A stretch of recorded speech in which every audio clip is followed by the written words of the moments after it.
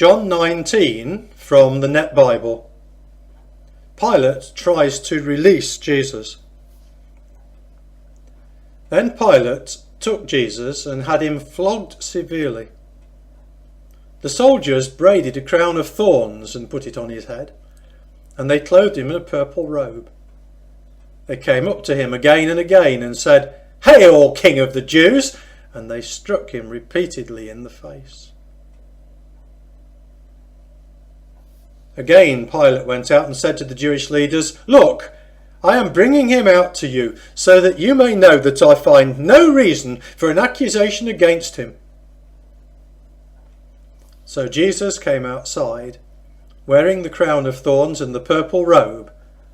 Pilate said to them, "Look, here is the man." When the chief priests and their officers saw him, they shouted out, "Crucify him! Crucify him!" Pilate said, "You take him and crucify him. Certainly I find no reason for an accusation against him." The Jewish leaders replied, "We have a law, and according to our law he ought to die because he claimed to be the Son of God." When Pilate heard what they said, he was more afraid than ever. And he went back into the governor's residence and said to Jesus, "Where do you come from?" But Jesus gave him no answer. So Pilate said, "Do you refuse to speak to me? Don't you know that I have the authority to release you and to crucify you?" Jesus replied, "You would have no authority over me at all, unless it was given you from above. Therefore the one who handed me over to you is guilty of greater sin." From this point on, Pilate tried to release him, but the Jewish leaders shouted out, "If you release this man, you are no friend of Caesar. Everyone who claims to be a king opposes Caesar." When Pilate heard these words, he brought Jesus outside and sat down on the judgment seat in a place called the Stone Pavement, Gabbatha in Aramaic. Now it was the day of preparation for the Passover, about noon. Pilate said to the Jewish leaders, "Look, here is your king."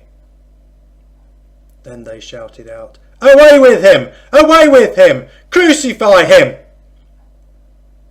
Pilate asked, "Shall I crucify your king?" The high priests replied, "We have no king except Caesar." Then Pilate handed him over to them to be crucified. The Crucifixion. So they took Jesus, and carrying his own cross, he went out to the place called the Place of the Skull, called in Aramaic Golgotha. There they crucified him along with two others, one on each side, with Jesus in the middle. Pilate also had a notice written and fastened to the cross which read, "Jesus the Nazarene, the King of the Jews." Thus many of the Jewish residents of Jerusalem read this notice because the place where Jesus was crucified was near the city, and the notice was written in Aramaic, Latin and Greek. Then the chief priests of the Jews said to Pilate, "Do not write, 'the King of the Jews,' but rather, 'This man said, I am King of the Jews.'" Pilate answered, "What I have written, I have written."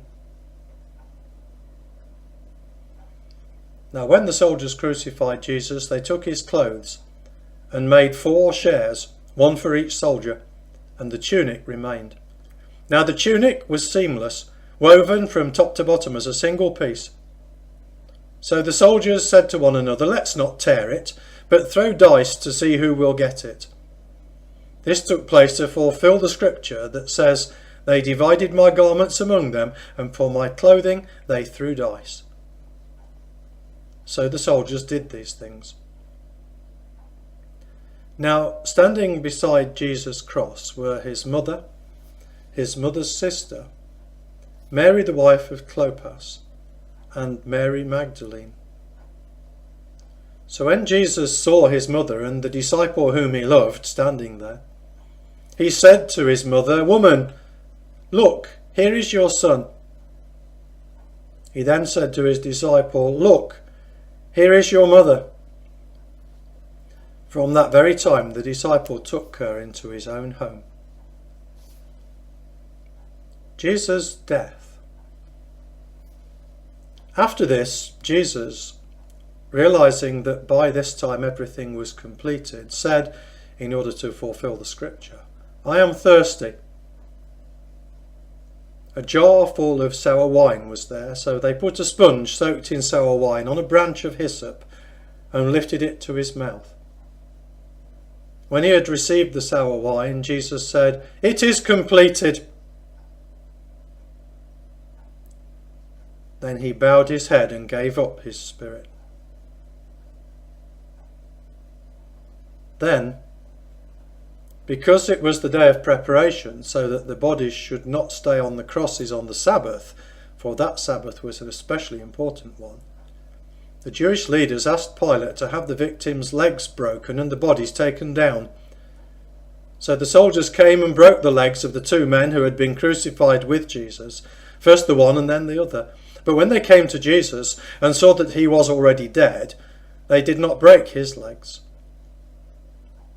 But one of the soldiers pierced his side with a spear, and blood and water flowed out immediately.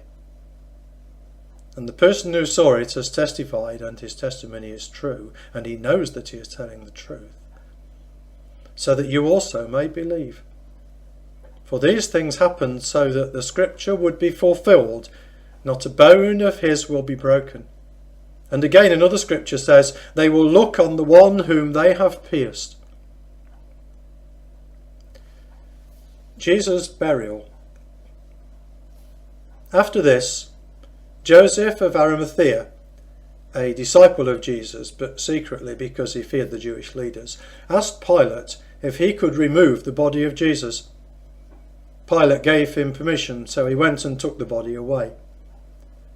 Nicodemus, the man who had previously come to Jesus at night, accompanied Joseph, carrying a mixture of myrrh and aloes weighing about 75 pounds. Then they took Jesus' body and wrapped it with the aromatic spices in strips of linen cloth according to Jewish burial customs.